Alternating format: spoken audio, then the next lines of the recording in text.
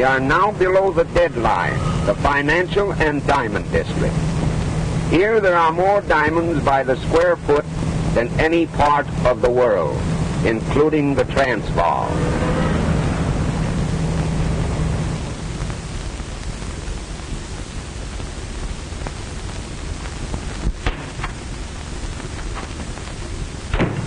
Good afternoon, Captain. How are you, Peter? Oh, hello, Captain Simon. Hello, Molly. Mr. Abrams is expecting you.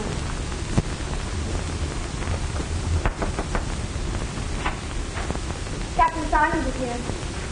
Would you go in? Thank you. How are you, Mr. Abrams? Oh, good afternoon, Captain. Sit down. Thanks. Have a cigar? Well, thank you. What's on your mind? These diamonds. These and a lot more to come. And, oh, pardon. This is Mr. Everly, Captain Simon. Mr. Everly? I'm glad to know you, Captain. Mr. Everly and I are negotiating a very large consignment of diamonds, and we thought that you should be warned about it. A wise precaution. Are you collecting the consignment here? Yes, for my firm in Chicago. But they're not to be shipped for nearly a week. Well, don't worry. We've got a pretty good line on all the boys in town, and not one of them would dare to shove his nose below the deadline. I'll just tell my men to keep their eyes peeled, and if they do see anybody below the deadline that looks suspicious at all, to bring them in for questioning. Well, by the way, where is your deadline now, Captain? Still Canal Street? Yes. And if any of them come south of that line, it'll be just too bad. Well, so long. Bye-bye.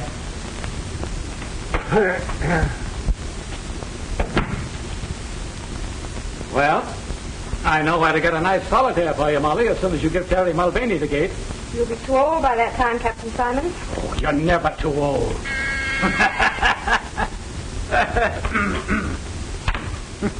Yes, sir. Good day, Captain. Goodbye, Peter.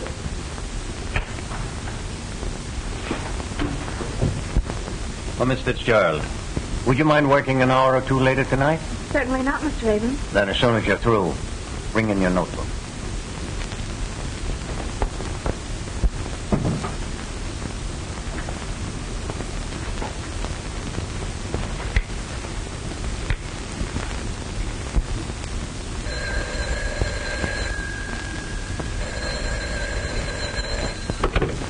Hello? Hello, Molly, my darling. Terry, dear, I have to work late tonight, so don't wait for me. I'll have supper downtown. You can meet me near the subway entrance around 9. Sure, darling, I'll be there with me buttons all shine. Right.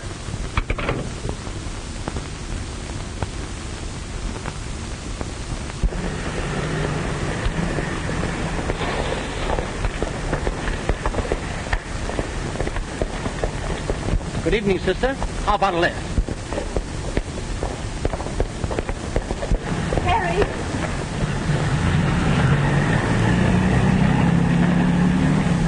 What's the matter, darling? Oh, just a would-be Casanova. And what's that?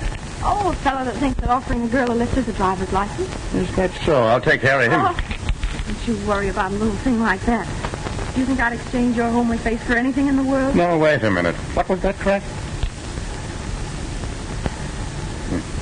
It goes for me, too, darling.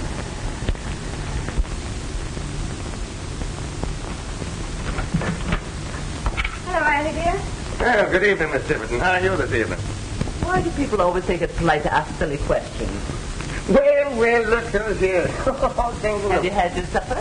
Yes, thank you. Glass of milk and a sandwich, I suppose, standing up at some lunch counter. Oh, well, this rush will soon be over, and then I'll have my evenings to myself again. Would you like some tea, Terry? Uh-huh. I'll go fix some. Are you still here? I thought it was time for you to be going home instead of coming here visiting. Well, I suppose it is a little late for elderly people, but Molly and me won't mind if you want to go to bed. If you expect me to resent that, you're wrong. Why on earth don't you sit down? You've been on your feet all day, haven't you? I tell you, that I have. The poor dogs. Every time I make them walk, they get sore. And when are you going to get this advancement you're after? Well, the exams are in June, and by July you'll see me a full-fledged detective. Then crime will automatically cease, I suppose. Oh, no, not immediately. You see, there's the honeymoon first. Terry Mulvaney, if you don't make Molly the happiest wife in the world, you'll have me to answer to. Won't be for the want of time. Molly needs a rest. That man Abrams works her too hard. I don't know what people want with diamonds anyway. Useless things. And yet if they can't buy them, they steal them. Oh, no, not much chance these days. Rot. Half the crimes in the world are never solved. Well, now, here, let me hold it for you. Well, at last I found a use for a policeman. Oh, I don't know. Molly found one. Did you ever try it? Are you two still bickering? Let me help you. Well,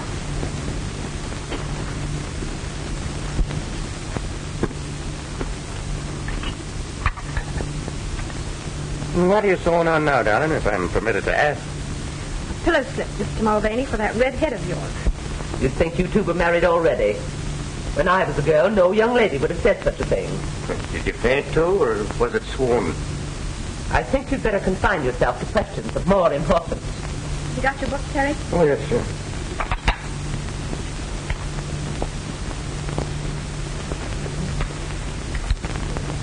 When an officer takes a prisoner into custody, what is his duty?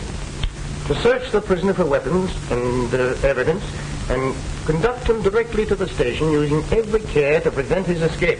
Good. Under what circumstances is a policeman legally justified in using his pistol? Was that correct? Under what circumstances is a policeman legally justified in using his pistol? And let me tell you, Flash, even if she wouldn't give me a tumble, that Fitzgeraldine can have my role any time she gives me the come on. What she got that the others don't have? Oh, boy. She's got everything. Hold on, Spike. We're not mixing pleasure with business. She didn't fall for you. So now we got to find out some other way when Abrams is going to ship those diamonds. Rocks fascinate you, don't they? How do you think I got the name Diamond Dutch? Chasing after fluffs? Maybe not. But I never saw you pass one up. Right. But when there's a job on hand, I don't play with fire. You never saw me get burned. Well, I'm getting penny burned right now. Here we are, all set to make the biggest haul that's ever been pulled. And all you can think about is some dame that you've never even seen. But I'm going to see her. Tomorrow, I think. And we better call the whole deal off. When you fall for a new fluff, I know what happened. So do I. But I can also defer the pleasure to an appropriate time. Don't worry, Dutch. I've seen him play a fish for months before she took the hook.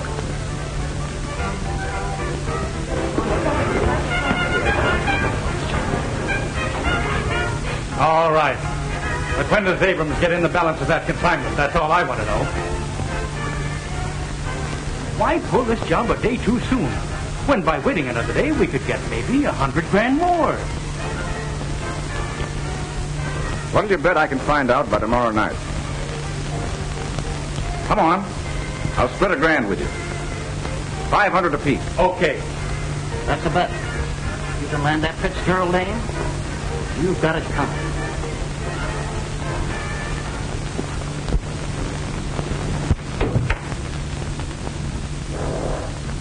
Mr. Ackroyd? Right, young lady. And you are Miss... Just Mr. Abrams' secretary. Will you wait a moment, please? With pleasure. I come to look for a diamond, and behold, I find the pearl. Careful. So many synthetic pearls on the market these days. Ah, but then I'm an excellent judge. Professional, I would think. On the contrary. Amateur in its literal sense. Mr. Abrams, Mr. Ackroyd to see you. Will you go in, please?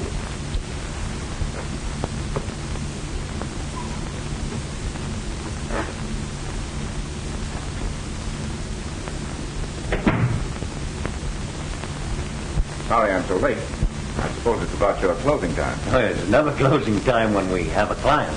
Won't you sit down?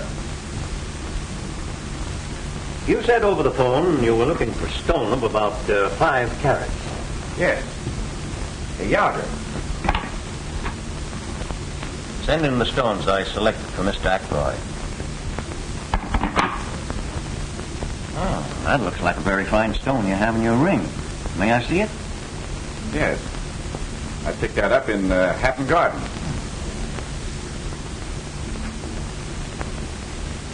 My, you know diamonds. It's perfect. Can you match it?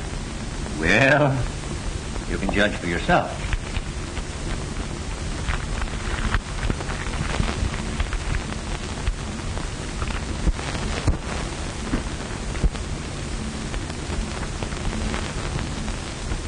Did I use your glass?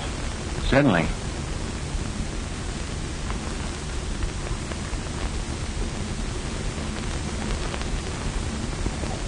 Aren't you going home, Molly? Doesn't look like it, does it? I had a date, too. Woman proposes, but business disposes. Well, I'll be glad to get home and dispose of that corned beef and cabbage that's waiting for me.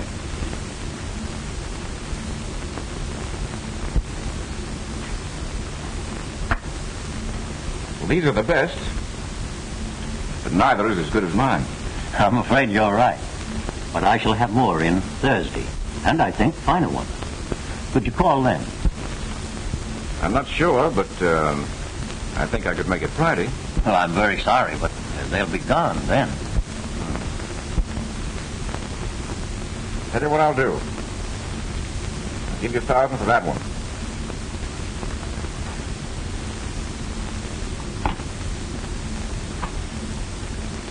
Miss Fitzgerald, make out a receipt for Mr. Ackroyd for $1,000.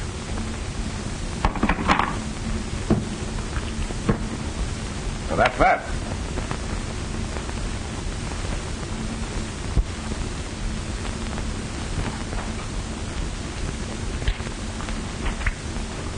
Here's your receipt, Mr. Ackroyd. Thank you. I'm sorry to have been the cause of keeping you so late, but perhaps I can drive you home. Well, I am rather late. Then why don't you let Mr. Ackroyd take you home? All right. Good night. Good night. Good night.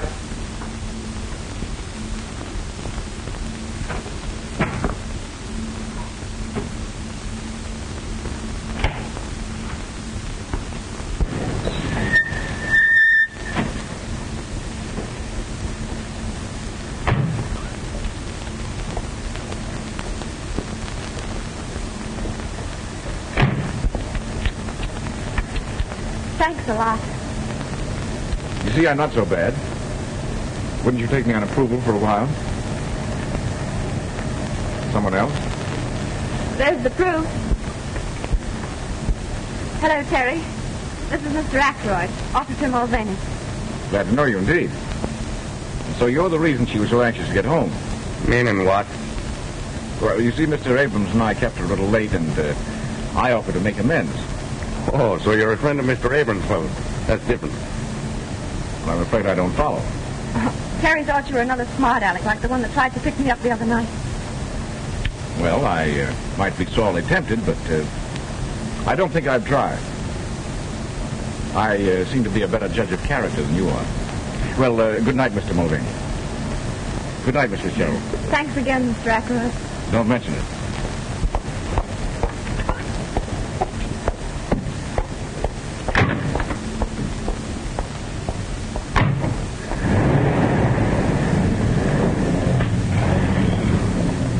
What's the matter? You don't seem to like the gentleman. I do not. Oh, Terry, you need never be jealous of me. As a matter of fact, I only accepted his offer so that I wouldn't keep you waiting. Well, who is he? All I know is that he just bought a diamond for $1,000. I thought he was another one of those mashers, like the one last night. I'm not that foolish. You're in love with me, ain't you? Uh-huh. Yes, Spike? You're right. She had to be seen to be appreciated. Yeah, I thought she'd appeal to your sense of proportion. Yeah? Now I have another object in life. And now, Stenog, it appears with $100 grand, huh? You'd better dig for 500, Dutch. You too, Spike. Did you find out? I not only got a good look at the office, but I found out that the consignment will be complete on Thursday night. To top it off, I drove the young lady home. That wins the bet, I think, Dutch. You're a wonder, Flash. Yeah? Well, it cost me $1 grand to do it. I bought that one. Only worth $800. Oh, I'll get most of it back. Take a look at the girl's writing, Spike. Could you imitate it? so she couldn't tell the difference herself. What's on your mind? She seems to prefer an Irish harness bull to me. And what, he says?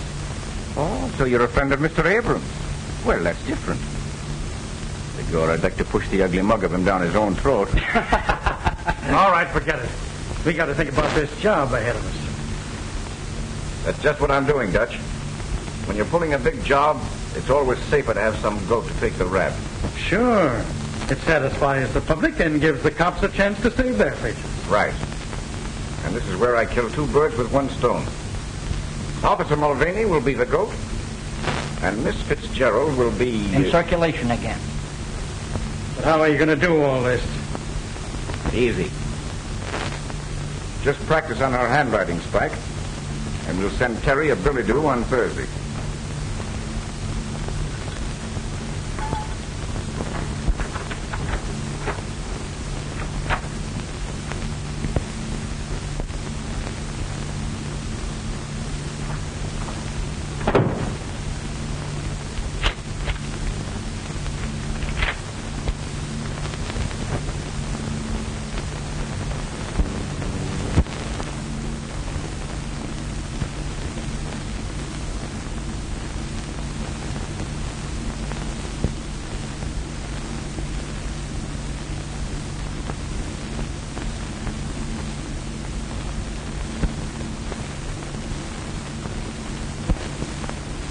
Sure glad I'm not on duty down here every night. It's too quiet.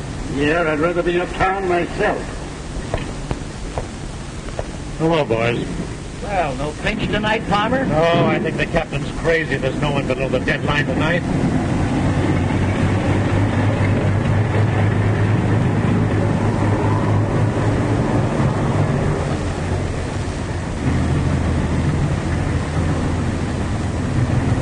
$5,000 worth that have to be towed in. Yeah, the best of them cracked up.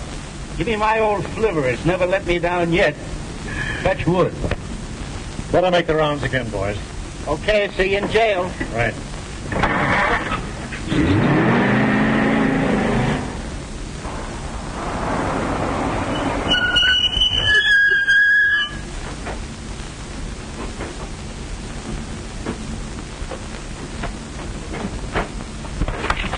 Okay, Flash.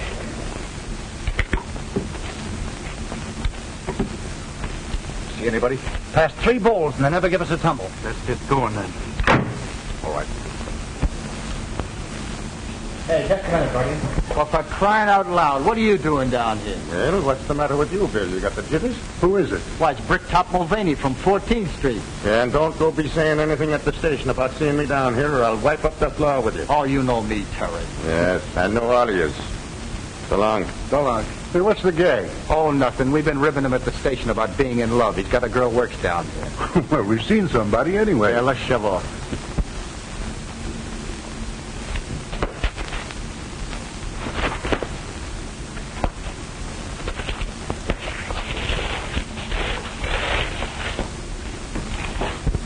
Number 47, Fishfield necklace. Check. Number 3. Miss Fitzgerald, call the express company now. Number 54, tray of 16 brooches. Check. Number 4. The line seems to be dead. What? Stick 'em up, all of you.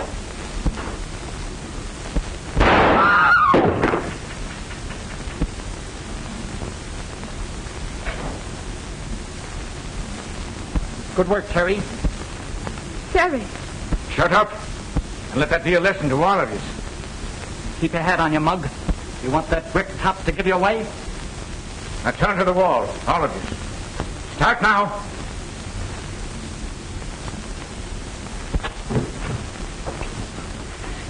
Move over. Keep 'em up.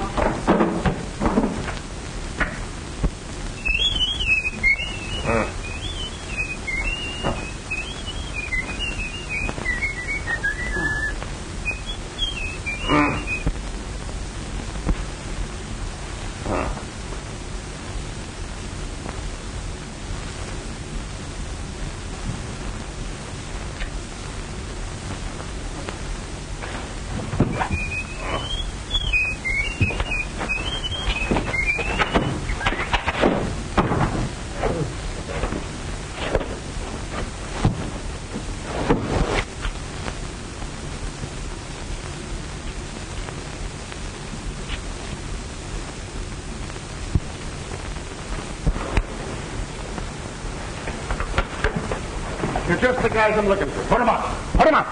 Put 'em up? Well, what's the rib? Cut out the innocent stuff. Now, wait a minute. This is no time for kidding. You've got to help me find the guys that slugged me. I wish we were kidding, Terry, but you're under arrest. Under arrest? Well, what am I under arrest for?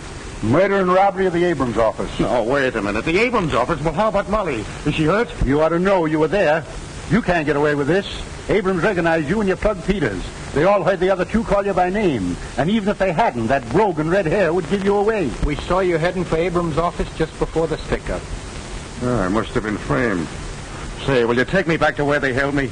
You'll find the rope that was tied me up and the blindfold and the tape that was over my mouth. Wouldn't hurt to take a look. Even if we did, what would that prove? He could have planted them. I was slugged, I tell you. Sure, I was on my way to Abrams. But Molly asked me to call for her. Here, look at me side pocket. You'll find a note from her. There's nothing there. You killed a guy in cold blood, Mulvaney, and it'll take more than a bluff to get you out of it. Oh, they must have frisked me after they slugged me. Oh, please, will you take it? Yeah, we'll take you back to Abrams' office. And Captain Simon's there, and you can tell it to him. Go ahead, Max. Put him in. Rooney, put that handkerchief over his face.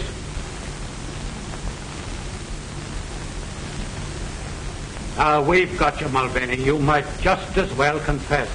But it couldn't be Terry. Well, naturally, you wouldn't admit it. But I don't think it'll be very difficult to prove that you were his accomplice. Now, you leave her out of this. Mr. Abrams, is that the man who led the hold-up men? It is. Without a doubt, it is. I've seen Mulvaney many times. I couldn't be mistaken.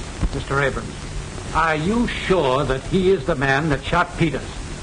Yes, I'm sure he is. I was slugged, I tell you. All right, Bill. Take him away and lock him up. Oh, Terry. Terry. It isn't true, darling. I was framed. I'm going to prove it. He's just putting on an act. Take him away. I have a few more questions that I want to ask you. Don't let them bully you, Molly, and don't you worry about me.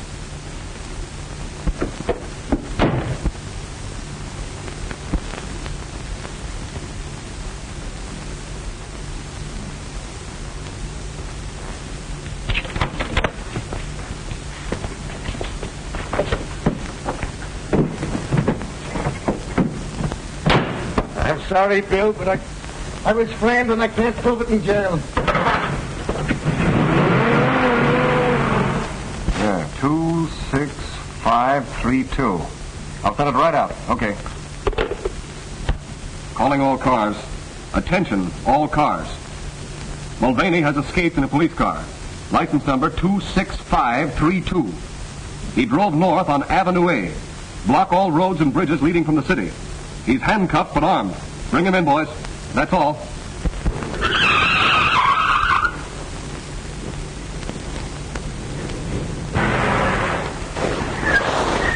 Yes, sir. What can I do for you? There's nothing to be scared of, buddy. You do what I tell you. I want you to cut these handcuffs off me. Yeah, but what'll they do to me for helping a prisoner escape? You're helping an innocent man, and you'll be glad of it one day. Come on, hurry up.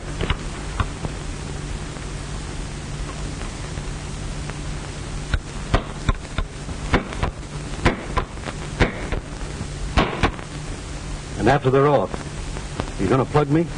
I'll make a bargain with you. I won't harm a hair on your head if you keep still about this. All right. Calling all cars. Attention, all cars. Mulvaney reported seen on Lincoln Highway speeding west. Use special caution. He's probably listening to these broadcasts, so we can't give location of blockades. That is all. Come on, hurry up. Repeating broadcast 47. Mulvaney reported seen on Lincoln Highway speeding west. Step on it, Dave. We must be right on his tail. Right.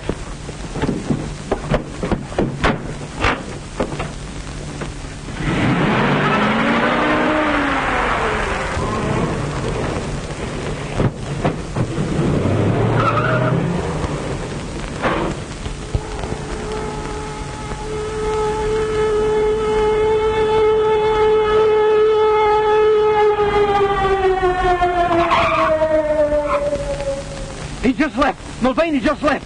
He made me cut his handcuffs. He went in that direction.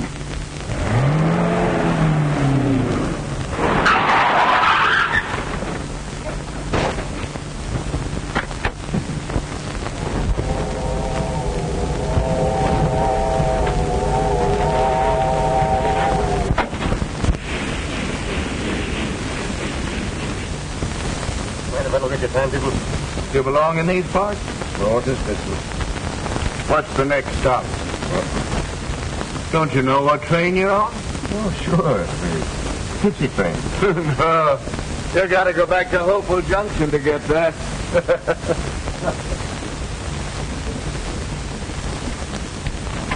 Where to, sir? Albany. 585. Change at Pine Plains and Chatham.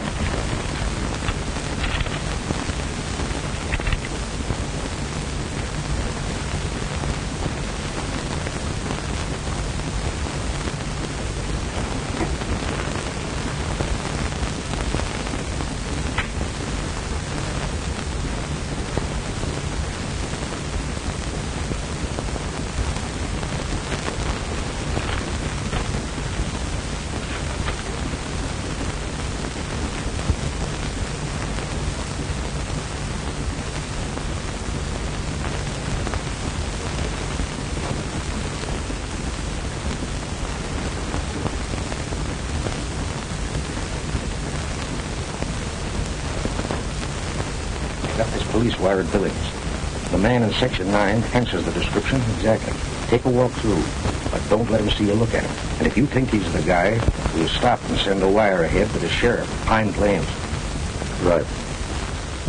Now look here, Mr. Gerald. I'm not as interested in the capture of Mulvaney as our friend the detective is. But I'm an investigator for the insurance company, and my job is to get the diamonds back. Are you going to help me, or are you not? I tell you again, I know nothing. I don't believe Terry had anything to do with it. Wasn't it because you saw him that you fainted? I didn't see him. Terry didn't do it. Then why did you call him by name? I didn't. One of the men called the murderer Terry. I repeated the name in amazement. Never thought it was Terry Mulvaney.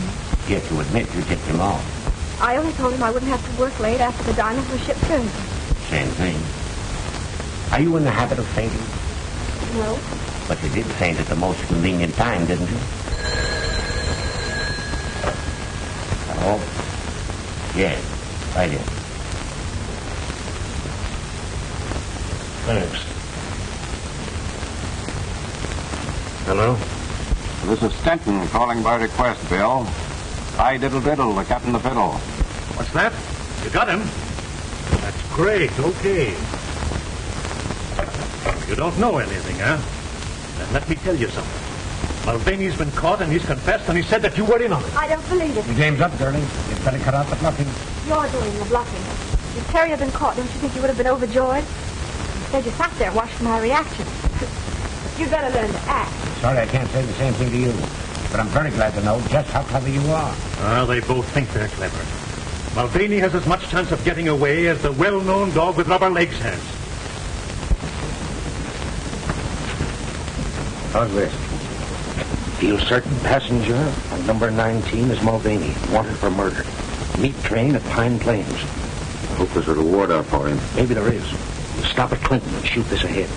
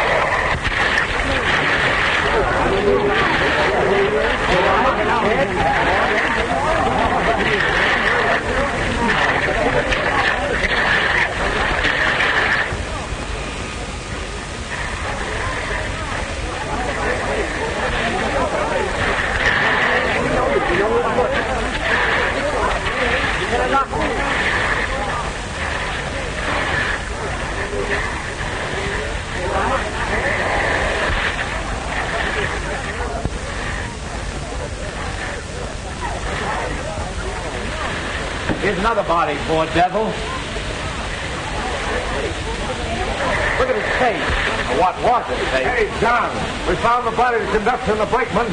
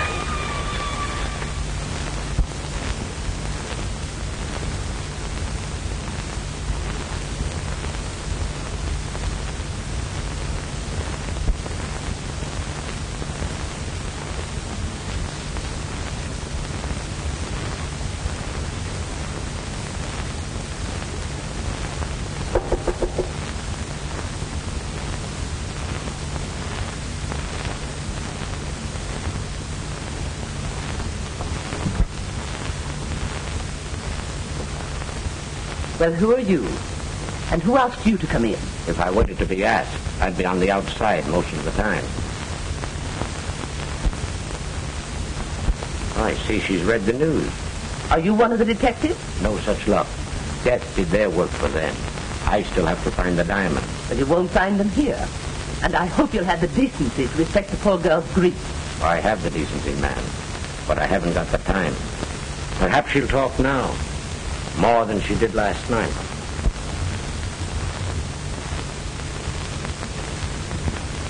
Are you ready to talk now? What do you want? You know what I want. The diamond. Can't you leave me alone? Can't you understand anything? Terry didn't do it. And now he can never prove it. He proved that he did do it, you mean? Do you think that getaway of his was an act of innocence? Not on your life. He wasn't, did I tell you?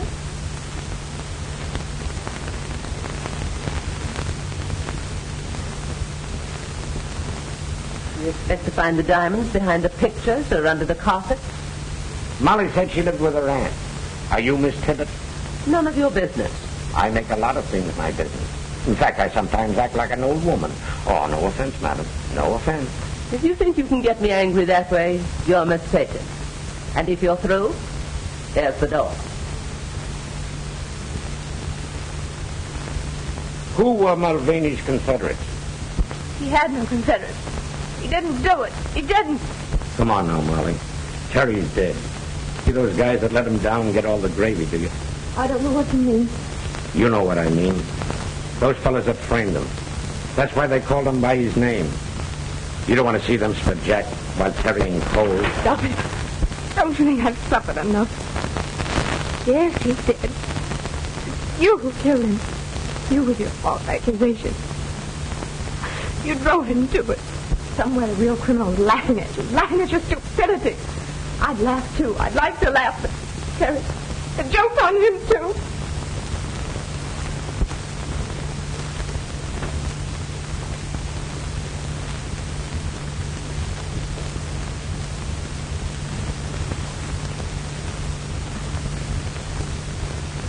You think he can pull through? Oh, he'll be all right. I'll probably have to do a little plastic surgery on his face. Then you'll be in your element. Well, it's always interesting to try to improve upon nature. Wonder who the beggar is. There's no identification on him. Well, we'll find out soon. He'll recover consciousness now that I've removed the pressure.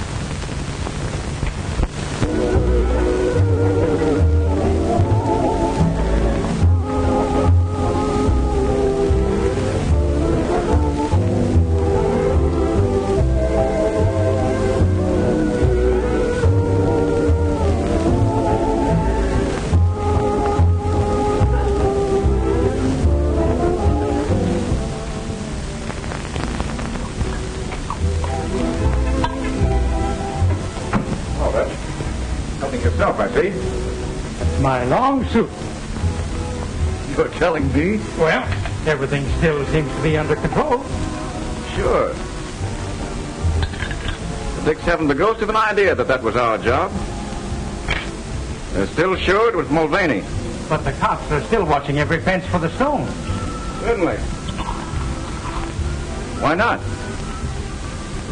Every time there's a job pulled, the guys make the same mistake. They want to cash in right away. So they peddle the stuff while it's hot, and they're picked up. I tell you, Dutch, we have the right idea. Handle each job like a legitimate business. And don't expect any profits for the first year. And that's why we're still in business. And never even an entry on the blotter against us. Well, those Abram diamonds are staying under cover for a year. Okay with me. Now, I suppose you're going after the dame. Not yet, Dutch. I know women. And I know that Molly Fitzgerald is still thinking of Mulvaney as a martyred hero. Nurse tells me that you're feeling a little better. Do you think that you can answer a few questions? There was no identification in the remains of your clothes, so we don't even know your name. O'Malley. Ted O'Malley. Ted O'Malley.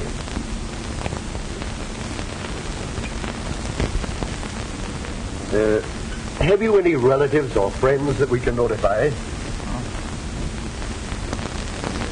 By the way, what kind of a nose did you have? I mean, I shall have to build up your nose from practically nothing. Couldn't you get me a photo to go by? I'm afraid he's a little too weak yet, Doctor. Oh, well, I'll give him a classical one.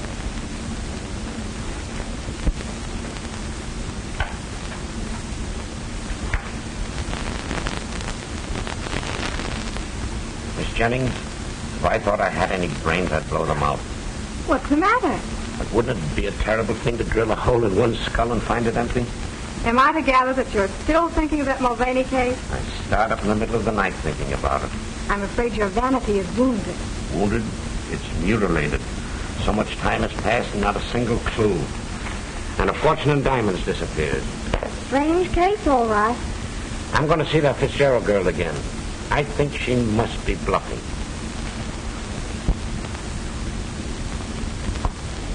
Where's your winter coat? Oh, I sold it. I won't need it. Well, this is your business, Molly. But I'd like to see anybody try to force me to leave town. You don't seem to understand, Annie. I'm branded as a thief. Nobody will give me a job here. Don't forget you'll always have a home here. Remember that. Oh, that must be the man for my trunk. I'm going to fix you a lunch to eat on the train. Why, Mr. Ashton? May I come in? Why, certainly. I'm just leaving town. You mean for good? Yes. Oh, I didn't know it was as bad as that. I haven't seen Mr. Abrams again until today, and of course I learned that you were no longer there. I suppose you also learned that I was a thief. Do you remember that I prided myself on being a good judge of character? Yes, but I don't quite... May I sit down? Of course. I heard about the robbery at the time, but I had no idea that you were supposed to be implicated. I wasn't. You don't have to tell me. That's what I meant when I said I was a judge of character. Thank you. I also gather from Abrams that no one will employ you. What do you expect? Of course they won't. I will. What do you mean? I'm interested in the Alhambra, the restaurant and night spot on 50th. There is a vacancy for a day cashier. You mean you're offering me a job like that? I am. I have the courage of my convictions. How can I ever thank you? By reporting for work at 10 in the morning.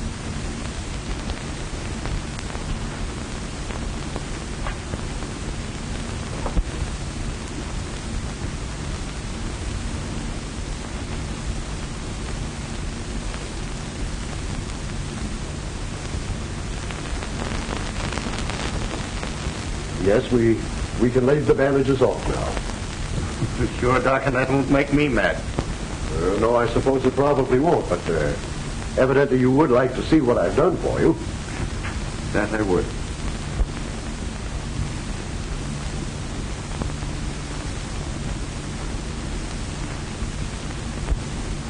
Well, O'Malley, how have I done? Hey! Don't break all my fingers. Well, Doc, that's exactly how I feel. And I doubt very much whether I'll ever be able to again. But evidently you approve. Tell me, is it as good as the original? Well, Doc, I think it's a bit improvement. And if it wasn't for me head, I wouldn't even know myself. Well, you know, you really could dye that and have a little joke with your friends. Huh? Oh, yes. It would be a joke, wouldn't it? Well, I'm really glad that you're pleased. And the railroad company will be, too. You'll probably let them down easier. What do you mean? Why, the insurance adjuster has been here several different times. They offer to settle with you for $2,000 in cash and all your hospital bills. $2,000? Yes, and you won't have to go to court and give half of it away to some attorney. $2,000? Well, that would come in handy. Why, yes, of course it would. Incidentally, here's the check that the insurance adjuster left and also his form of a release. You can sign that if you care to. It's entirely up to you. Doc, I wonder if I could have that in cash. Why, I suppose so. Just endorse the check, and I'm quite sure they'll cash it.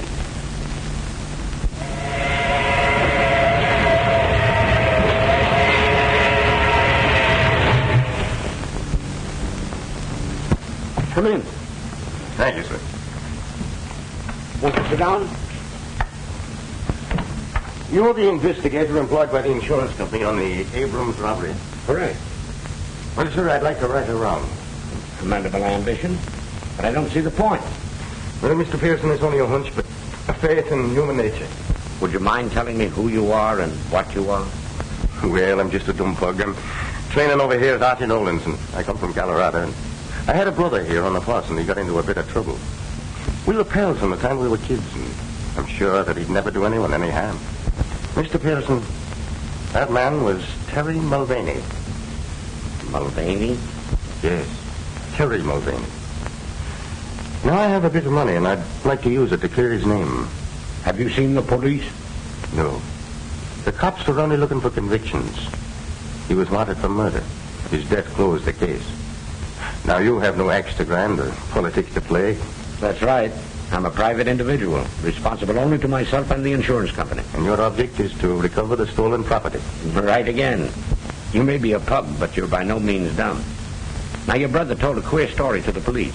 But if his story was true, who framed him? And what reason could they have?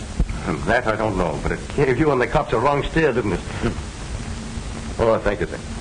By the way, do you happen to know where I can find his gal? I don't know her address, but her name is Fitzgerald. Just a minute. I'll look it up for you.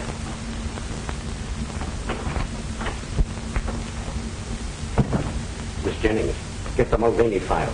Quick, the fingerprint record.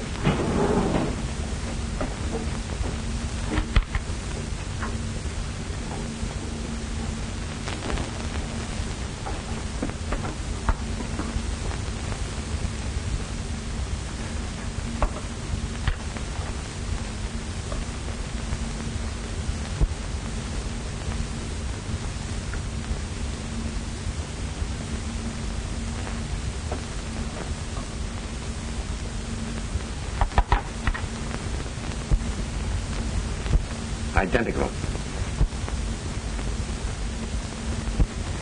He's our man.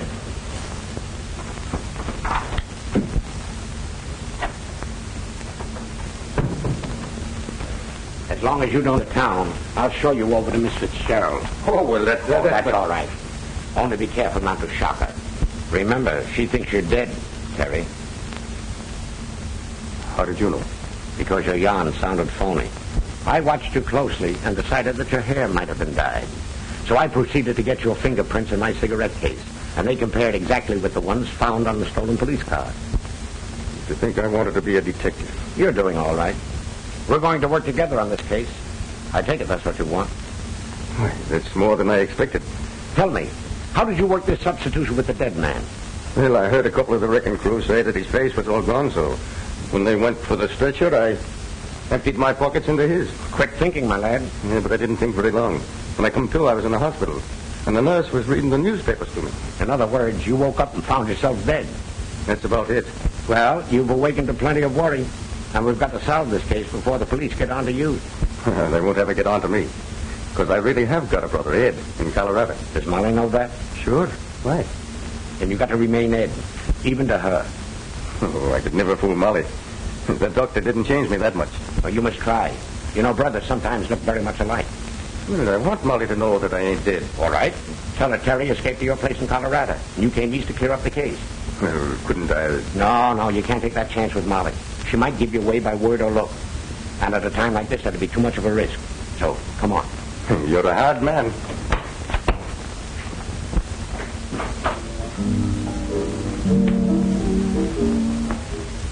We saw Pearson outside talking to a guy.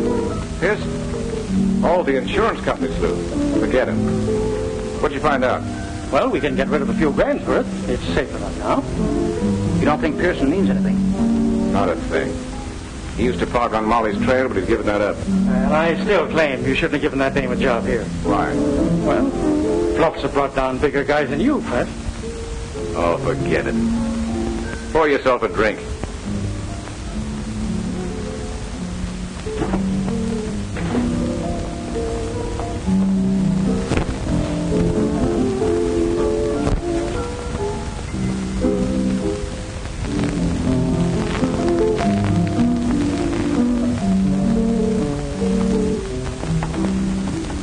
Good evening, Molly.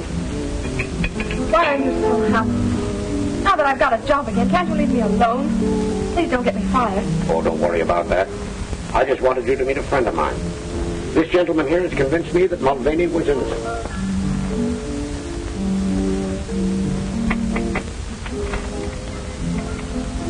Terry. No, Ed.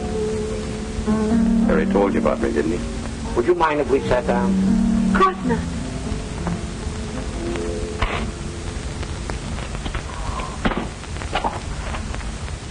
Yes, Terry did tell me about you, but you might be his twin. No, is that nice? Here I thought I was much better looking.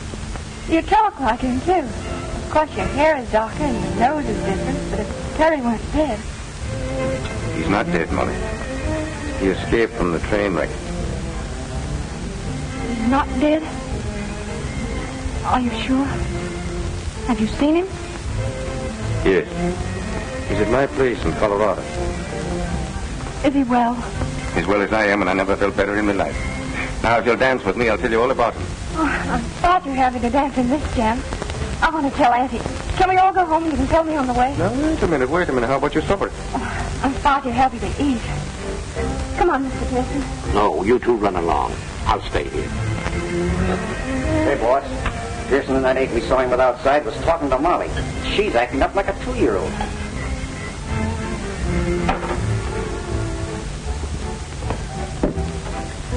Now, don't you get scared the next time you see me.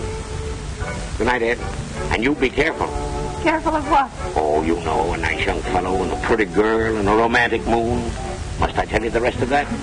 Come on, Mr. Mulvaney.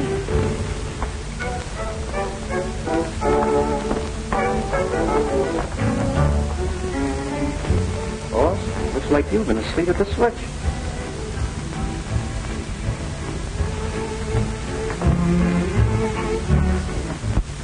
If it hadn't been for Mr. Ackroyd's kindness, I'd still be out of work. Isn't that right? That's right. Now, look. If it's some money that you're needing, Oh, no, I couldn't think of it. I'm doing nicely now. Young man, your heart's in the right place, but I can't say the same for your brain. Mary. Now, wait a minute. Maybe Miss Tibbet is right. I'm always right. I objected to your brother as a policeman, but no young man in his senses would ever take up prize fighting as a profession. Look now. How about Gene Tunney? He seems to have done all right for himself. As soon as he got any sense, he quit. Just the same, I want you to know that you brought more happiness into this house than's been here for many a day. I like you. Thanks. You know, that goes for the both of us, and if I wasn't in love already, I'd be asking you to marry me. Oh, go along with you. You're just another Terry yourself. Good night, and God bless you.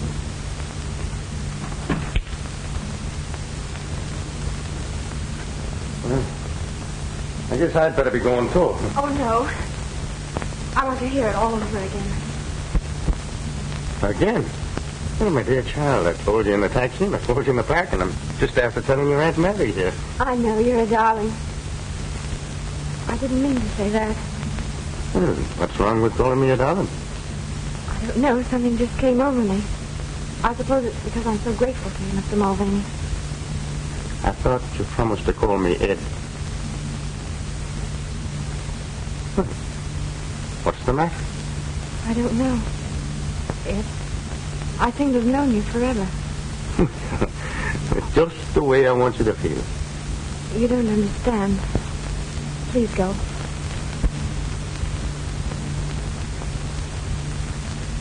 I'm sorry. Will you forgive me? For what? I was going anyway. I suppose you think I'm crazy. I feel crazy. After all these months of anxiety, you suddenly appear and sweep it all away. I want you to know how happy you've made me. And how grateful I am to you.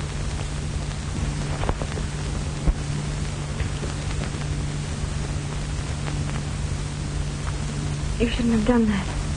You misunderstood. I think not. But it isn't fair. You know I'm engaged to Terry, and you said you were in love with somebody else. I said no such thing. You did. You told Aunt Mary. You meant? All fair in love and war. Good night, Molly dear.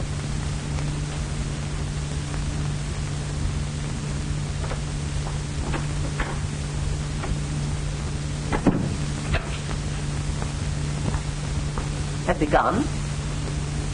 Oh, Aunt Mary, what'll I do? What's the matter, Molly? Oh, I know it's terrible, but the voice, the mannerisms. I felt sure Of what? he was Terry. Oh, don't be crazy. They're almost dead ringers, it's true. But Terry wouldn't dare show his face around here. There.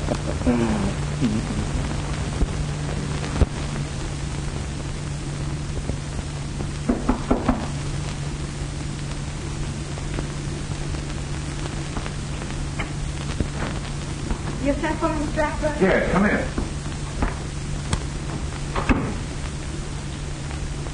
Sit down, Molly. I want to have a talk with you. Cigarette? No, thank you. You have a good time last night? Yes, I heard some splendid news. Why do you ask? Well, I happened to see you go out with, Mr. Mulvaney? Mulvaney. Yes, he's a pugilist. Oh, a fighter, eh? Well, I never heard of him. He's Terry's brother from Colorado. He's training with Artie Nolan now. So if it isn't one Mulvaney, it's another. Why do you say that? Look, I've been pretty nice to you, haven't I? I've left you alone and never bothered you.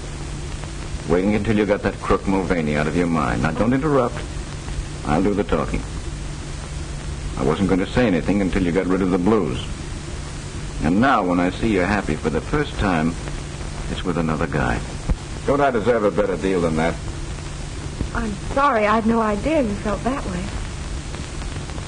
Listen, you're not as dumb as that. Why do you think I gave you a job here when everybody else thought you were a crook?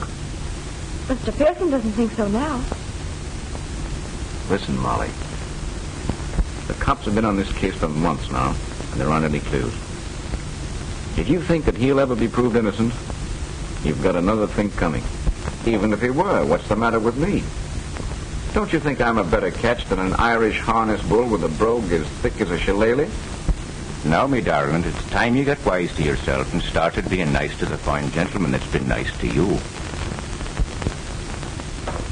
Wait a minute.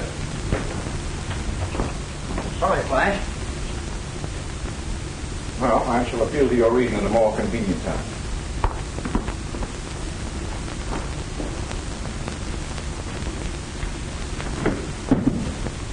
You mean to bust in on the party? But what about the stuff?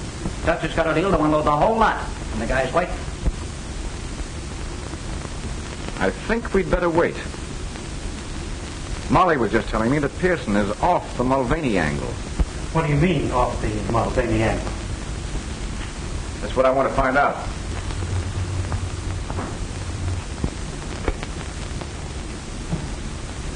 Send Al up here at once.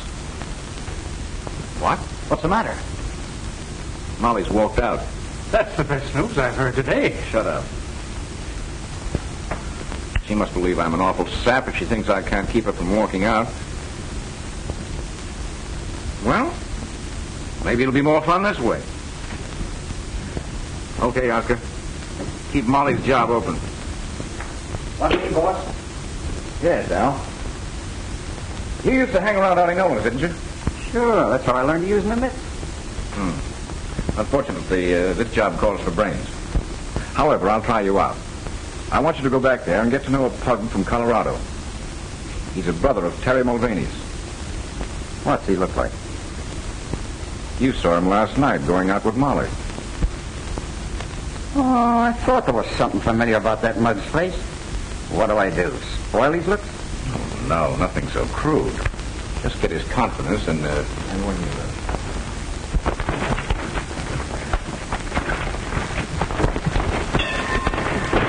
All right, Ed, you're shaping up fine. Now, let's call it a day. Thanks, Artie. Say, I haven't seen you around here much before, have I? No, I'm a chauffeur now. Can't get around like I used to. But I like to work out with you whenever I can. Well, that goes double. Let's make it often, huh? Okay. Well, I have to be on my way as soon as I hit the showers. How do you feel? Sure, and I'm feeling fine. There's nothing like a good workout in the shower. Yeah, I'm going to get with you again. Or maybe some night when we have the car, we'll go places. Well, I'm not much for that night stuff.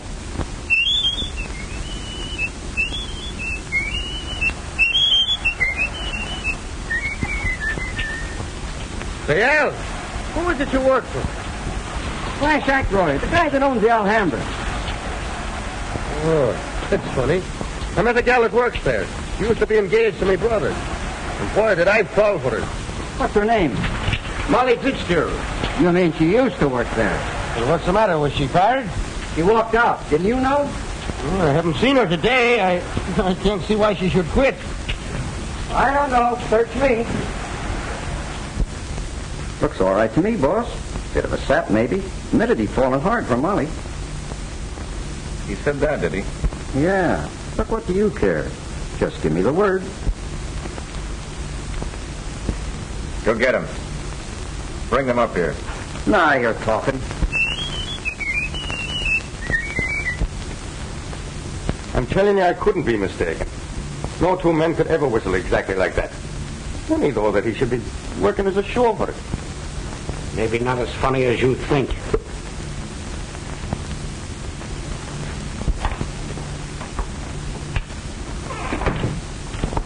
I just got your message, Ed. Oh, you're not mad at me after all, eh? I mean, for...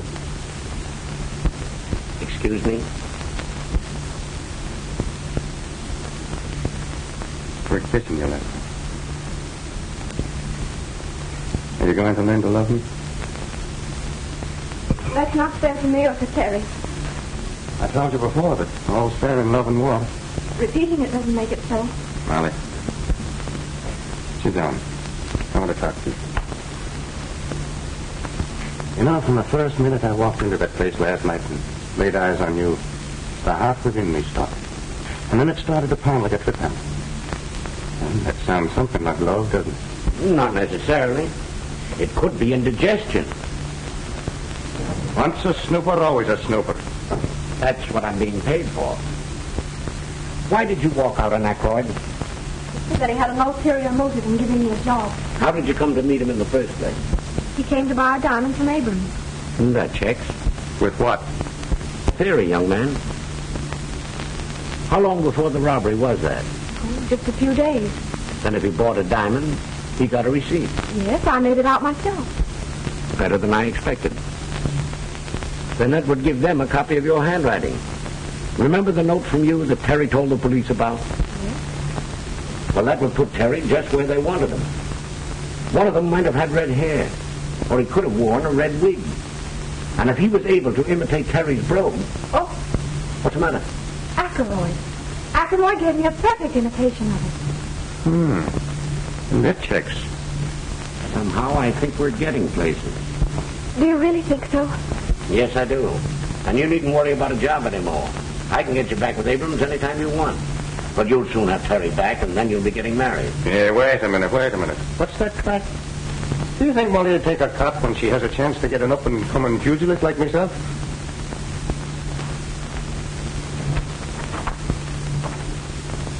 Oh, maybe I shouldn't have said that. The poor kid, she don't know whether it's Terry or Ed she loves. Leave it to me.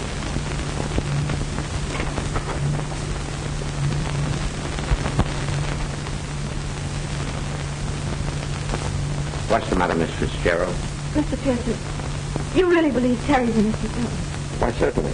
Why do you ask? Because I don't know whether I should tell even you, but that's Terry. What are you talking about? That's Terry Mulvaney, not his brother Ed. I wondered why I was so attracted to him. I thought it was his voice, but his eyes were the same, too. Go on. It was when he cupped his hand to his ear and said, "What's that crack?" Then I knew for certain. I tell you, Terry's come back from where I don't know, but I'm afraid. There's nothing to be afraid of. Terry didn't come back from the dead. He came back from the hospital. I've known it all along. Then I've been the goat. I'm going to give him a piece of my mind. Oh, just a moment. It was all my fault. I insisted. I was afraid that, try as you might, you would give him away. He had no right to make love to me. Who had a better right? Nevertheless, you wait. Don't you tell him.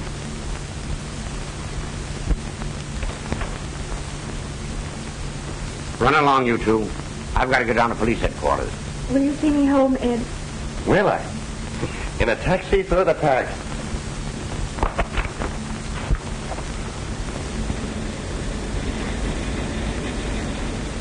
Ed, there's something I must tell you, and it may relieve your mind. Well, my darling, you go right ahead and tell me. I've been true to Terry all this time, even though Auntie and everybody said I was a fool. They did. Yes, and it wasn't until he disappeared that I found out what a wretch he really was. Well, that couldn't be so. It's a pack of lies, I tell you. No, it's the truth, all right. Well, just show me one black eye that would ever say a thing against me. Well, against me brother. I can show you a dozen. People who bribed him. Girls he wronged. Why, it's lies, I tell you. It's lies. Well, now tell me what you're laughing at. Terry Mulvaney, alias Brother Ed. Terry Nah, Terry. You're lying to me. Oh, Molly, darling. Oh, Terry, what happened? Why didn't you tell me? I was making me escape on a train and it was wrecked. I changed places with a dead man. Oh, Terry, you poor dear. No, I was never so rich in all my life. You must think I'm terrible. But it was mean of you not to tell me. Mr. Pearson wouldn't let me. Yes, I know. He told me.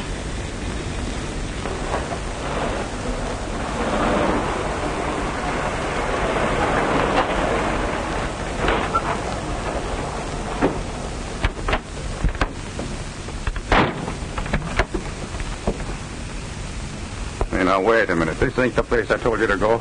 Right, but it's the place you're going. Well, what's the racket? No racket at all. A guy just wants to talk to you. Come on, both of you.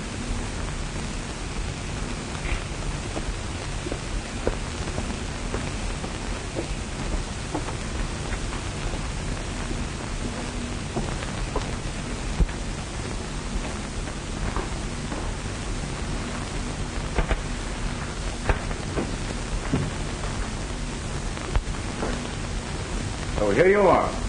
Well, what do you want? Just this. I don't stand for anybody muscling in on my territory. Meaning Miss Fitzgerald?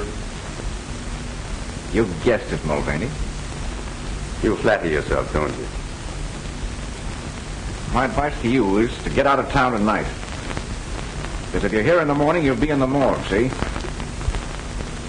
As for you, Miss Fitzgerald, you'd better come back to work. If you don't, there'll be a shortage discovered in your accounts. And that, after being mixed up in a diamond robbery, would be just too bad. Just a minute. Throw him out. If he gets noisy, well, you know what to do. But, boss, this guy isn't Ed Mulvaney. What do you mean? I heard him in the cab saying that he had changed places with a dead man. His real name is Terry Mulvaney. That it is. What about it? You're wanted for murder. What are you doing back in town? Looking for the guy that framed me. Still sticking to that story. Who do you suspect now? Who do you think? Got the car handy, Al? Sure, boss. See them home.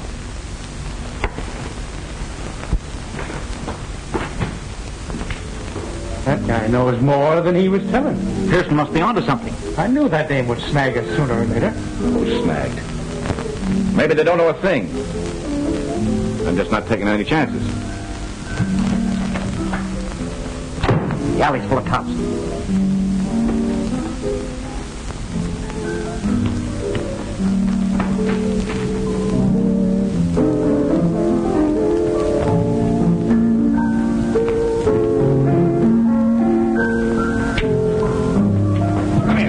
Wait a minute, what's the idea?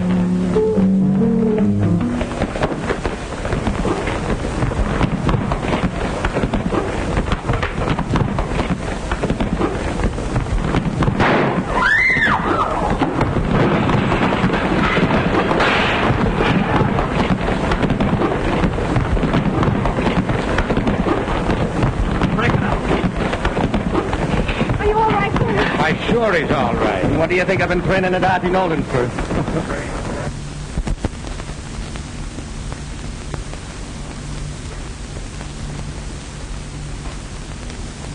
Everything checks. Give Terry all the credit for recovering those, Mr. Abrams. Harry, you always wanted to be elected, didn't you? That I did, sir. Well, the chief says you are. Maybe, you could use this. Solitaire. I think they'd much rather have a wedding ring. You can have them both. On the house.